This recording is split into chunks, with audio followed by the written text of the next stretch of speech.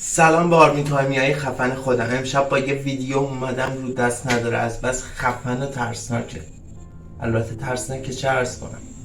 امشب میخوام راجع به یک ویدیو صحبت بکنم که توی یوتیوب سر صدای زیادی کرده و میلیونی بازدید خورده و به کسی سرش نمیخوره جز آقای ایلان ماسک که قبلا توی خیلی از مصاحبه‌اش به صورت تیکه و خنده گفته بود من با نیروهای ماورالطبیعه و بیگانه در ارتباطم.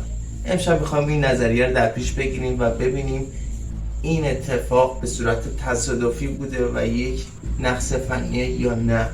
البته اینو همیشه باید بدونیم هیچ چیز غیر ممکن نیستش و باید به همه چی به چشم شک نگاه کرد.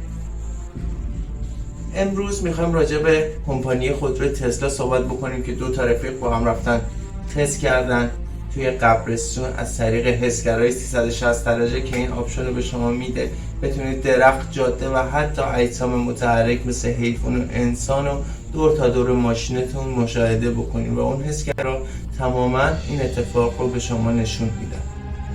یه اتفاق خیلی عجیب افتاده که بریم با هم ببینیم و نظراتتون هم حتما بگید. لایک و سابسکرایب هم فراموش نشه و به دوستانتون کانال ما رو معرفی کنید. بریم با هم ببینیم.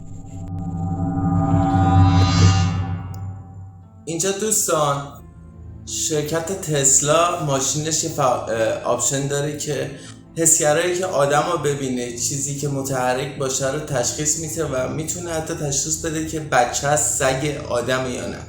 این دوستان رفتن توی قبرستون دارن میبینن و اونجا جلوشون چند تا قبره و حسگرشون 2 نفر رو داره نشون میده فعلا اونجا که میبینن هیچ کسی نیستش و خیلی عجیبه این قضیه.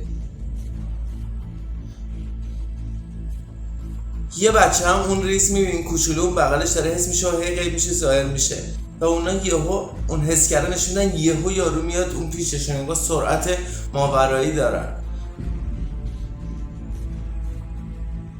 خب این خیلی جالبه واسم به نظر من که داره نشون میده. این دوستان حالا یه بار دیگه هم ببینیم.